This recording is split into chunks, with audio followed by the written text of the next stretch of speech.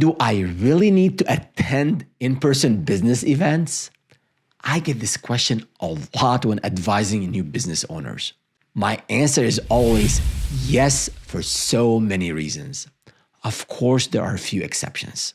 For instance, if you live far from the city where events are held, or your customers and those who could potentially refer you to customers aren't local to you, and you don't have a budget to travel yet. But as a rule, I really want you to be out there interacting with people. Folks, there's still nothing like in-person interaction for creating connections that lead to business opportunities.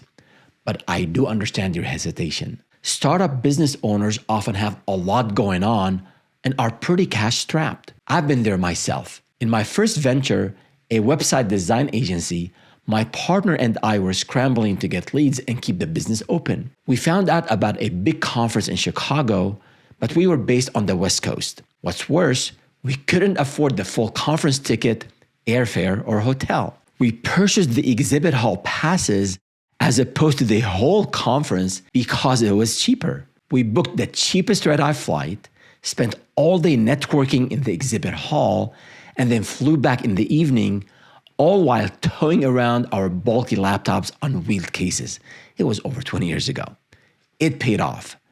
We made several key connections that sparked introductions and gave our business a significant and immediate boost. Early stage founders sometimes only see the commitment of time and money for attending events, but attendance doesn't need to be a burden. While some events may require longer travel and overnight stays, plenty of other connection opportunities take place locally and regionally throughout the year.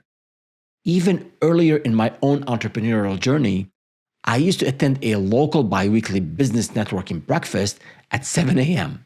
I actually didn't like eating breakfast that early in the day. Also, I was still shy and suffered from imposter syndrome at the time, but I attended faithfully. I practiced my pitch while I was there, and I made a connection with another attendee, a lawyer, who became a client on a sizable project and who I'm happy to still call a friend. If you're wondering which events you can attend, here are a few examples. Trade shows, industry conferences, local Chamber of Commerce, BNI, and SCORE meetings, and other local meetups. Now, when you're attending any event, it's important to treat it not primarily as a social activity, but as a business activity and to plan accordingly. And while not always possible, if you're able to, find out what companies or individuals will be in attendance. Doing some quick research on the people and companies and their verticals beforehand can help you make the best use of your time. Also, set goals for how many people you intend to speak with, but don't focus solely on quantity. Meeting 100 new people is great, but if you're rushing, you may not make a good impression. Try to balance quality with quantity. It's better to have 12 meaningful conversations than 50 quick business card exchanges or LinkedIn connections. And while it's critical to have speaking points, elevator pitches, and longer pitches ready before any event, it's also critical not to go into heavy sales mode with everyone who stands still for a few seconds. Networking is about fostering new relationships before selling. Relationships that can be key to your new business's growth. In other words, your goal isn't to sell on the spot, but rather to create and nurture relationships. Listen attentively to anyone you're speaking with, take any opportunity to provide a valuable tip or perspective, and think about how you can legitimately help them, whether it's through the actual services you offer, a referral, or any other way you can provide value.